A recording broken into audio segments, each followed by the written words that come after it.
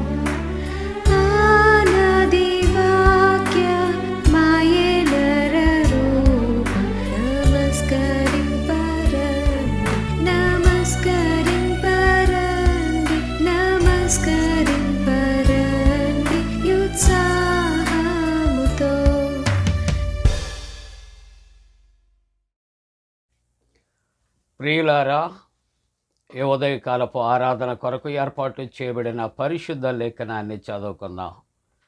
అందరము కూడా పరిశుద్ధ గ్రంథాలు తెరచి లూకా సువార్త 1వ అధ్యాయము 36వ వచనాన్ని కలిసి చదువుకుందాం. లూకా సువార్త 1వ అధ్యాయము 36వ వచనం. మరియు నీ బంధువురాలు అయినటువంటి ఎలిజబెత్ కూడా తన వృద్ధాప్యమందు ఒక కుమారుని గర్భము ధరించి ఉన్నది. ప్రియమైన విశ్వాసులారా, అందరికీ కూడా అడ్వెంట్ కాలపు శుభాలు తెలియచేస్తూ ఉన్నాను. జన్మదినాలు, వివాహ దినాలు జరుపుకుంటున్నటువంటి మీ కుటుంబాలకు, బిడ్డలకు, మీకు, మీ బంధువులకు కూడా యేసుక్రీస్తు ప్రభువారి పరిశుద్ధ నామమున పండు prince and sisters YouTube channel ద్వారా శుభాకాంక్షలు తెలియచేస్తూ మీ కొరకు ప్రార్థన చేస్తున్నాం. దేవుడు మిమ్మలను దీవించునుగాక. మంచిదండి, మనం అడ్వెంట్ కాలములో, క్రిస్మస్లో మరి కొన్ని పాత్రలు మనం ధ్యానం చేసుకుంటున్నాం. నిన్నటి దినాన్న యాజకుడైనటువంటి ఎలియాజరు కొరకు ధ్యానం చేశాం. ఈ ఉదయకాలపు ఆరాధనలో ఎలిజబెత్ కొరకు మనం కలిసి ధ్యానం చేస్తూ ఉన్నాం. ఈ ఎలిజబెత్ ఎవరు అని ఆలోచన చేస్తే, మొట్టమొదటి పరిచయములో యాజకుడు అయినటువంటి జకరియా భార్య అని పరిచయం చేస్తూ ఉన్నాం. ఎలిజబెత్ కొరకు కొన్ని మాటలు మనం ప్రార్థనాపూర్వకంగా ధ్యానం చేస్తున్నప్పుడు చదివినటువంటి వాక్యములో లూకా సువార్త 1వ అధ్యాయం 36వ వచనములో ఆమె గొడ్రాలు అని వ్రాయబడింది. జీవితంలో గుడ్రాలు అని పిలువబడటం చాలా బాధాకరమైనటువంటి విషయం. అటువంటి పరిస్థితుల్లో దేవుడు తనను దర్శించి తన దూత ద్వారా శుభవర్తమానాన్ని ఆయన తెలియచేస్తూ ఉన్నారు. ఎలిజబెత్ అనే మాటకు అర్థాన్ని ఆలోచన చేస్తూ ఉంటున్నప్పుడు గాడ్స్ ప్రామిస్, దేవుని ప్రమాణం. తన భర్త జకరియా అనే మాటకు నిన్న అర్థాన్ని మనం జ్ఞాపకం చేసుకున్నాం. గాడ్ హ్యాజ్ రిమెంబర్డ్, దేవుడు జ్ఞాపకం చేసుకున్నాడు. ఈ ఉదయకాలపు ఆరాధనలో అడ్వెంట్ కాలములో గుడ్రాలు అనబడినటువంటి ఎలిజబెత్ యొక్క జీవితం ఎంత సంతోషదాయకంగా ఆనందకరంగా దేవుడు మార్చాడు. ఆ కుటుంబంలో ఎంత సంతోషాన్ని ఇచ్చాడండి, ఎంత ఆనందాన్ని ఇచ్చాడు ప్రియులారా. కాబట్టి దేవుని యొక్క చిత్తములో మన కుటుంబాలు మనం ఉండగలిగితే మన బ్రతుకులు ఆయన మార్చేస్తాడు. ఈ ఉదయకాలపు ఆరాధనలో ఎలిజబెత్ కొరకు జ్ఞాపకం చేసుకుంటే ఆమె అహరోను కుమార్తె. అలాగనే ఎలిజబెత్ యాజకుల కుటుంబము నుండి ఆమె జన్మించింది. యాజకుడైనటువంటి జకర్యాకు భార్యగా చేయబడింది. దేవుని యొక్క దూత చేత శుభవర్తమానం వింది. అంతేకాకుండా లూకా సువార్తలో 1వ అధ్యాయంలో 6వ వచనములో ఇంకా శ్రేష్టమైన మాటలు జకర్యా కొరకు ఎలిజబెత్ కొరకు కూడా వ్రాయబడ్డాయి. వారు ఎటువంటి వ్యక్తిత్వము కలిగిన వారు, ఎటువంటి భక్తి కలిగిన వారు, మనం వాక్యానుసారముగా ఆలోచన చేస్తూ ఉన్నప్పుడు జకర్యా అలాగే ఎలిజబెత్లు కూడానట ప్రభువు యొక్క సకలమైనటువంటి ఆజ్ఞలు చెప్పున, న్యాయ విధులు చెప్పున వారు నిరపరాధులుగా వారు నడుచుకున్నారు అని దైవవాక్యము సర్టిఫై చేస్తూ ఉన్నది ప్రియులారా. మానవ జీవితాల్లో ఉన్నటువంటి శ్రేష్టతను ఏం చేస్తారంటే కొంతమంది తారుమారు చేసి బ్యాడ్ ఒపీనియన్తో బ్యాడ్ సర్టిఫికేషన్ వాళ్ళు చేస్తూ ఉంటారు. ఇష్టలైతే చెడ్డ పనులు చేసినప్పటికీ కూడా గుడ్ ఇంప్రెషన్తో గుడ్ సర్టిఫికేట్ ఇస్తూ ఉంటారు. కానీ రెండూ కూడా దేవుడికి అవసరత లేదండి. ఆయన సమస్తమును కూడా ఆయన పరిశీలన చేస్తూ ఉన్నాడు.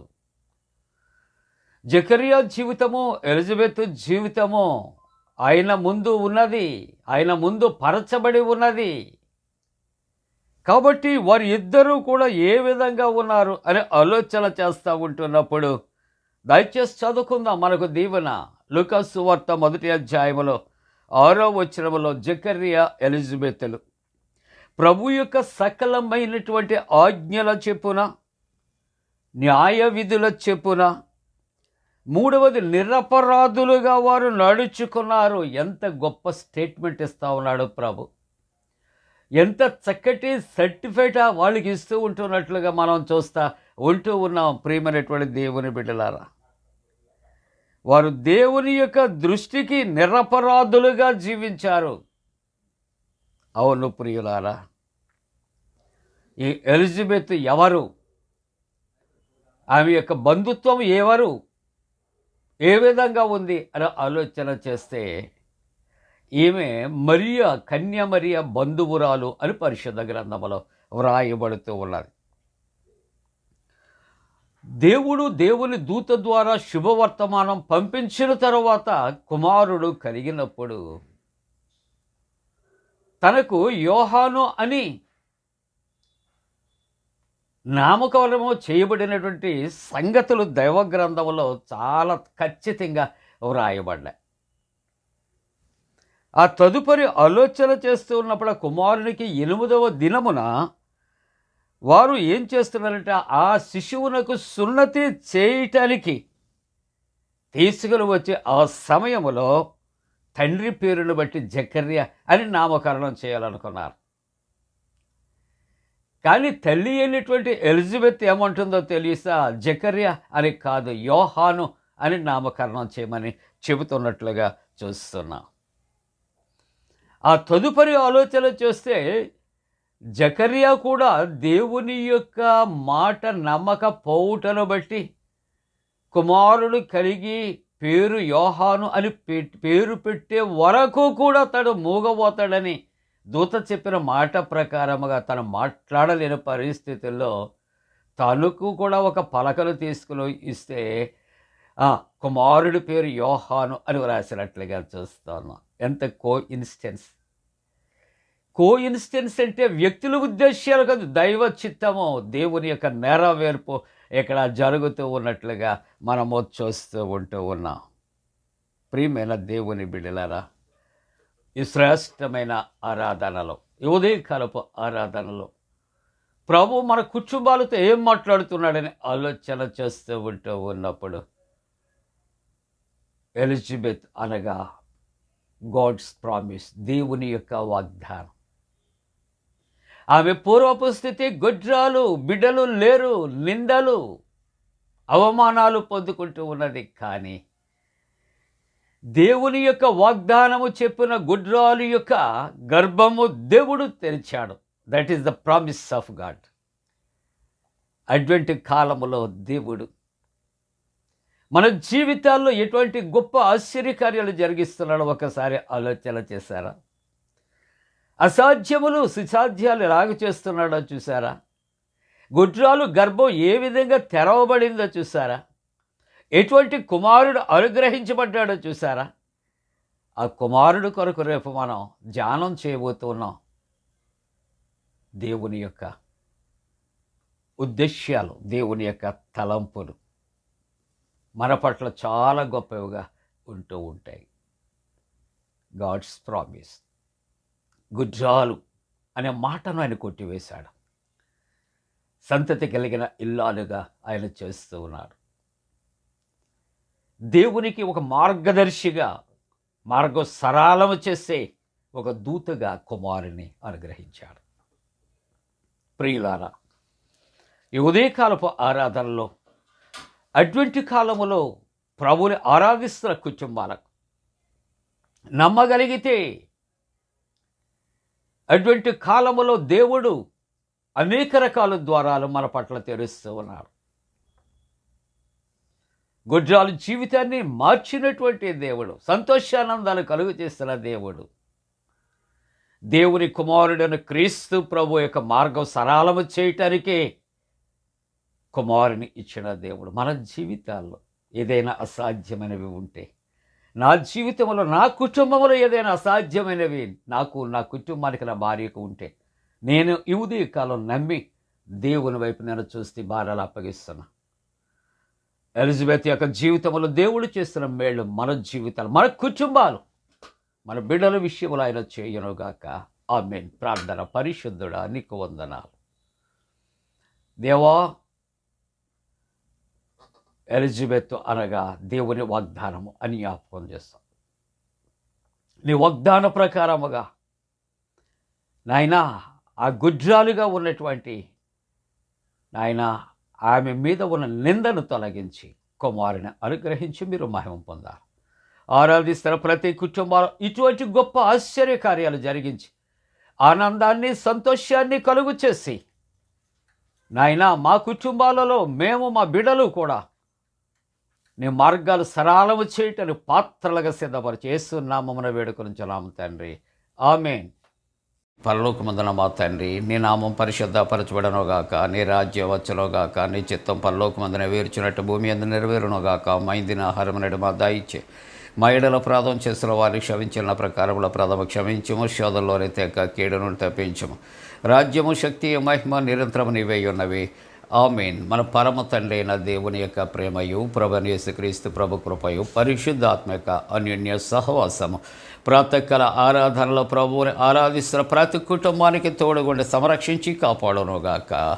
ఆమేన్.